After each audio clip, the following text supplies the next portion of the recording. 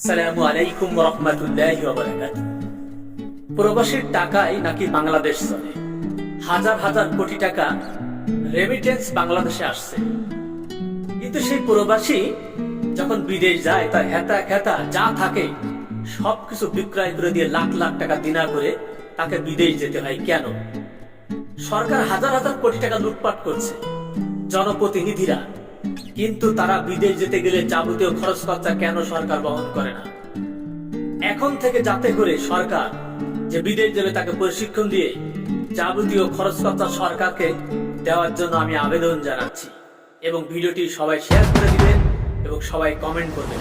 কেন তাদেরকে দিনা করে বিদেশ যেতে হবে?